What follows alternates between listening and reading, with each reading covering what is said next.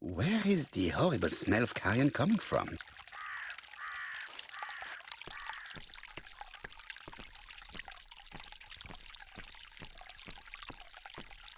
This fountain makes a very relaxing sound.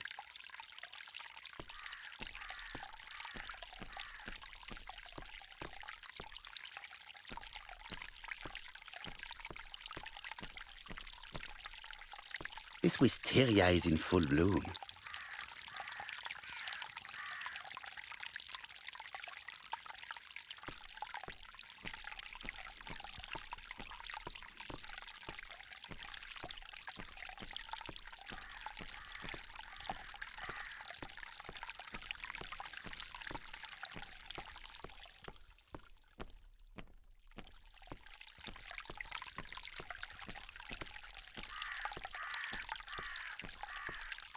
This wisteria. I would like to congratulate Clark's gardener. What symmetry!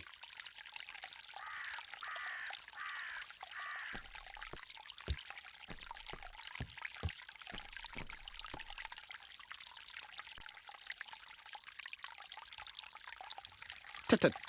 The gardener does not follow the alignment. There, that's better. It is symmetrical. Brown pellets. Revolting. Brown pellets. Revolting.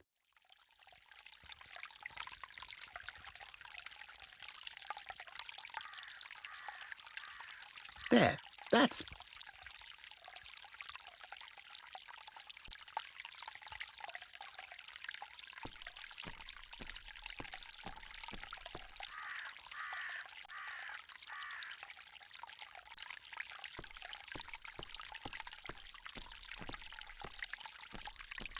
Clark's greenhouse. It must hold some rare plants.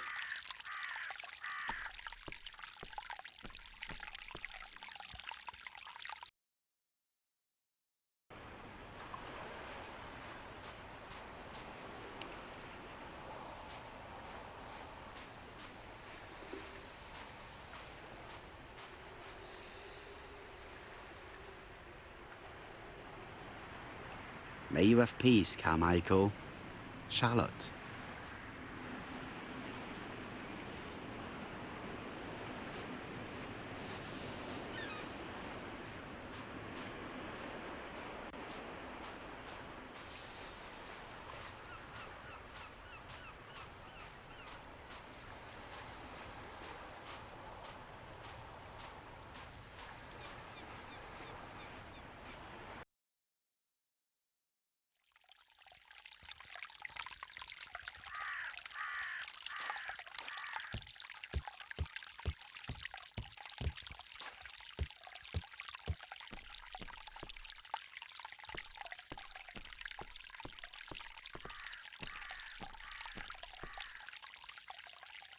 It was probably the gardener who lit this fire.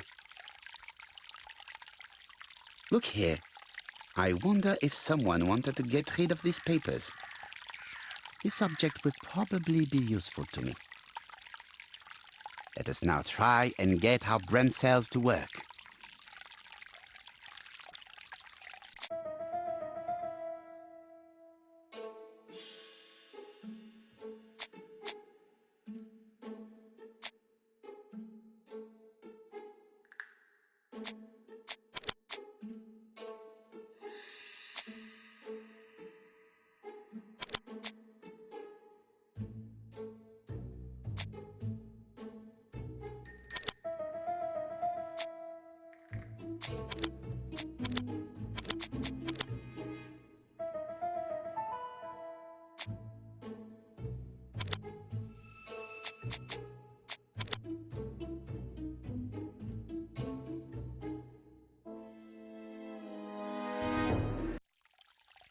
Everything that Thorgray has left behind comes from Sir Carmichael's collection.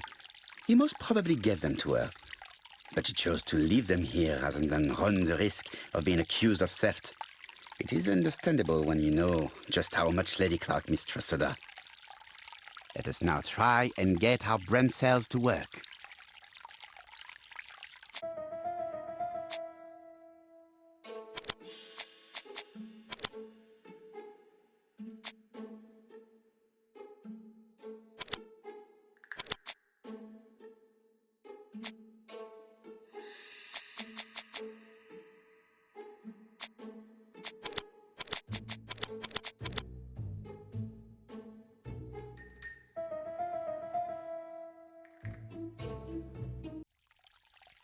Thorgray had no reason to kill someone who only had few months left to live. The poison she ordered was for rats. The gardener must have made good use of it, considering the stinking remains on the path, not far from the property. I've finished here.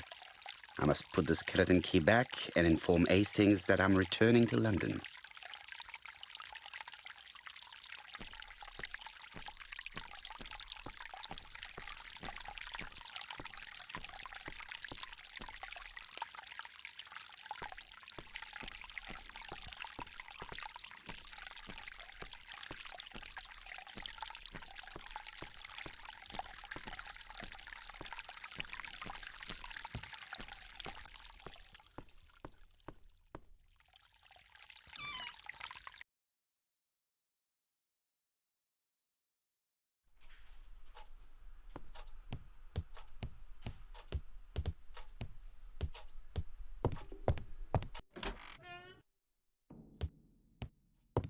I must put the skeleton key back and inform Hastings that I'm returning to London.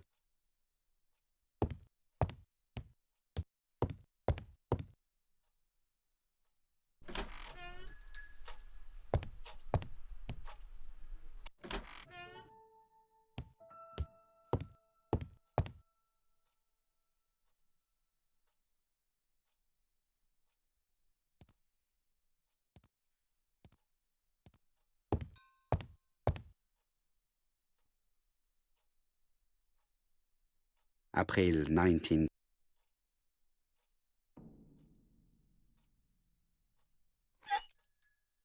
Perfect. Nothing else is keeping me here.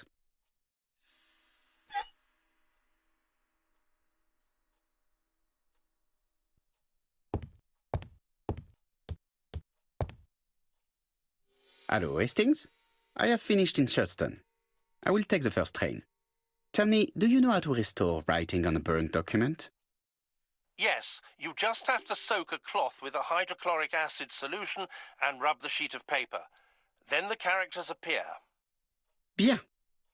You have been of great assistance, Hastings. Could you please order the solution as soon as possible? Of course, but what documents do you want to read?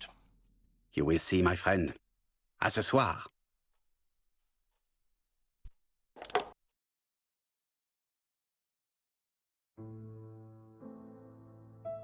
Donald Fraser is here. He insisted on waiting to see you.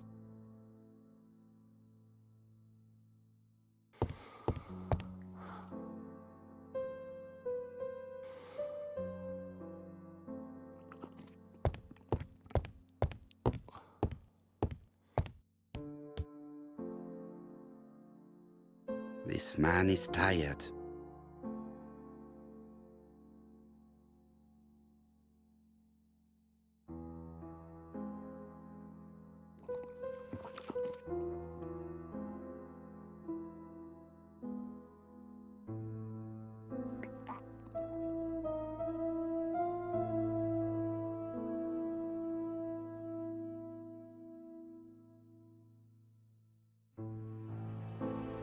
Donald is short of sleep, and it looks as if he didn't even bother to undress before going to bed.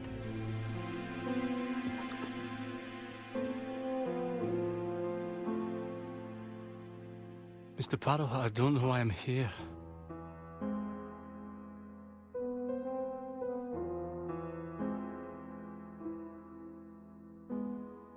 You wanted to talk, and you came to find the only man capable of hearing you.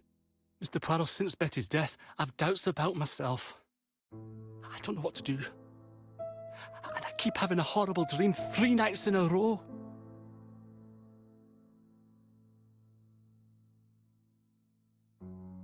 have a drink, and tell me about this dream.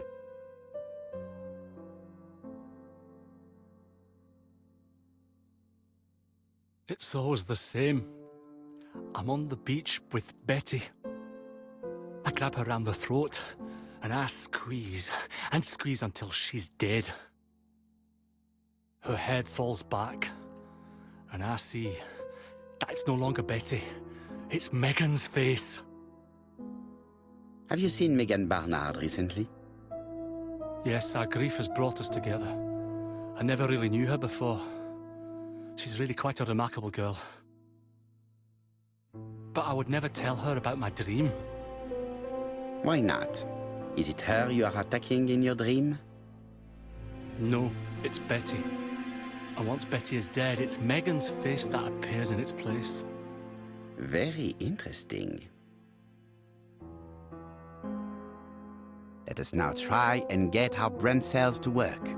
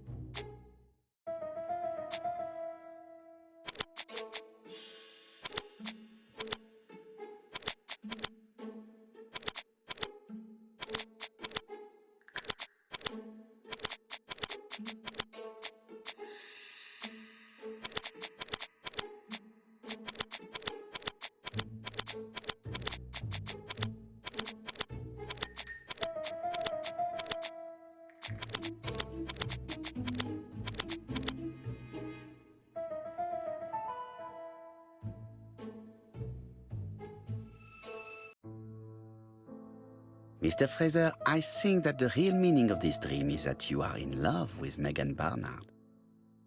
Please go on. Do. This dream certainly betrays your guilt. Oh.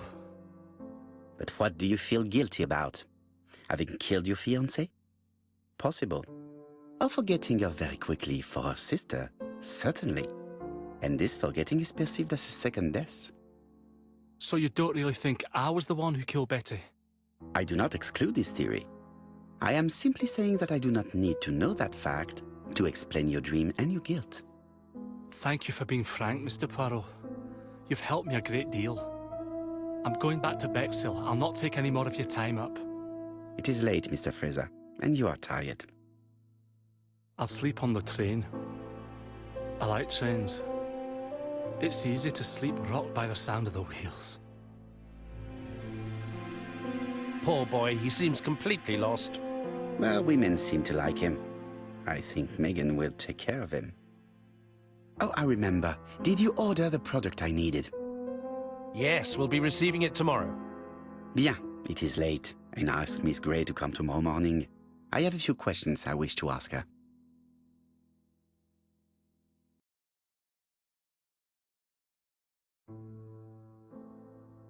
Mademoiselle, I asked you here in order to answer a very important question.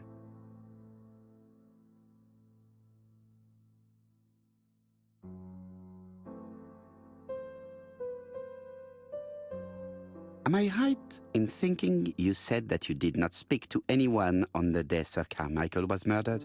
It's the absolute truth. Yet, Lady Clark maintained that she saw you talking to a stranger on the front doorstep. Really? She must have been mistaken. Oh, I remember now. I'd forgotten all about it, but it wasn't important. It was just a salesman. One of those traders who sell stockings from door to door. Can you describe him to me? Medium size, glasses, dark suit, and a felt hat. Not the sort of man you notice. Completely harmless. That's why I forgot all about him. Nothing else? He was very hesitant and shy. Usually door-to-door salesmen are very confident, but he wasn't.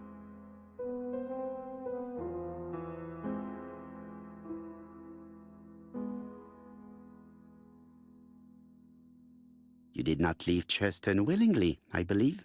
I don't wish to lie. Lady Clark did not appreciate my presence. And Franklin could not go against the wishes of a sick lady. He is a good man, and he worries a great deal about his sister-in-law. I noticed that you left some personal belongings behind at Churston.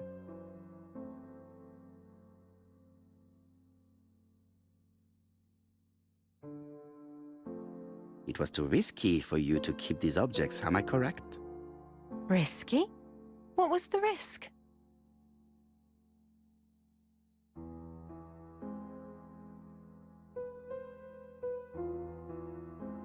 It would have been really risky keeping the murder weapon on you. The Chinese dagger? It would have broken with the first blow. I used it as a letter opener. Bien. I must ask you one last question. Please reply frankly with either yes or no. If Lady Clark had died, would you have agreed to marry Sir Carmichael if he'd asked you? How dare you ask such a question? Sir Carmichael treated me just like his daughter. And all that I ever felt him was affection and gratitude, nothing else. Thank you, mademoiselle. I will not keep you any longer.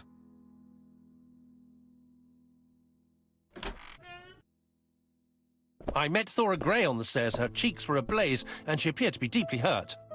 Poirot, have you offended the poor girl again? Do you have good reasons for accusing her? I accused her of nothing, Hastings. I simply asked her an important question she did not answer. Let us see if we can answer it for her.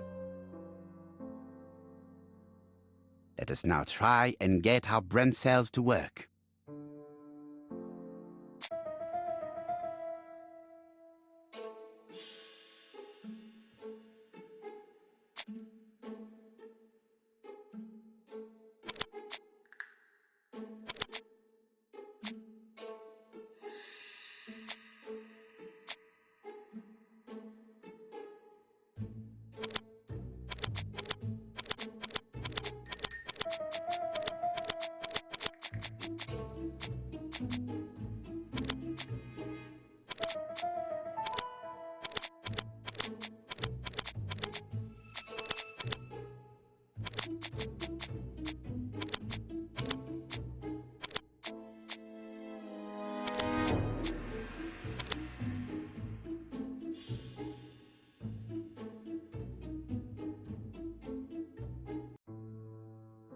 You must know how to read between the lines, Hastings.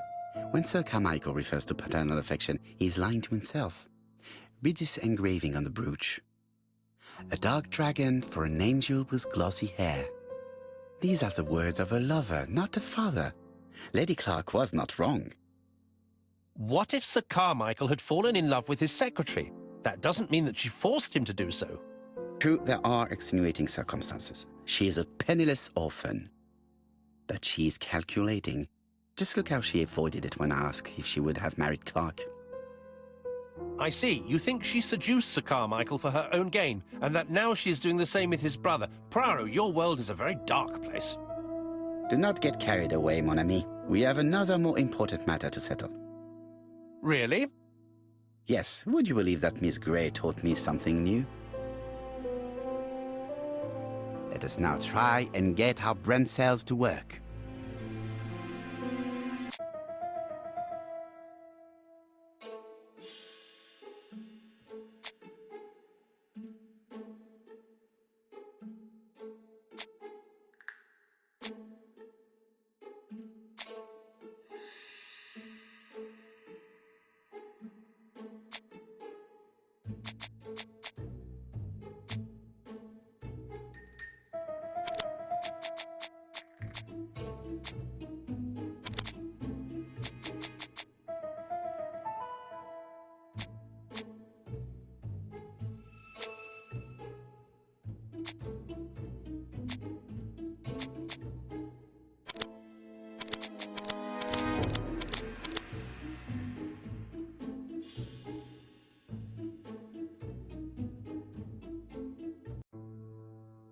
It's perfectly clear, Hastings, perfectly clear.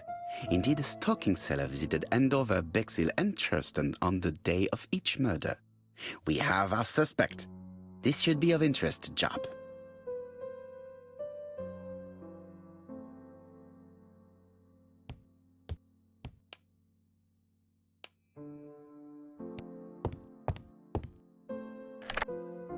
Chief Inspector, we are looking for a stocking salesman.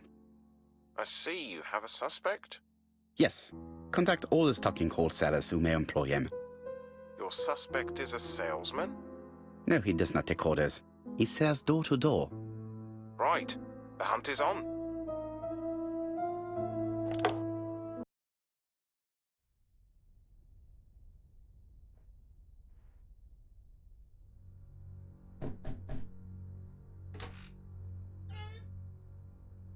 Are you leaving, Mr. Cust? Yes, I'm going to Cheltenham. You shouldn't travel today. You don't look very well. I have to. I have engagements. I must respect them.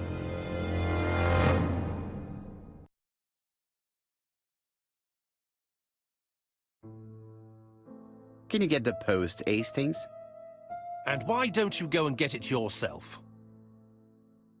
Très bien. What's going on? I've never known Hastings to be so disagreeable.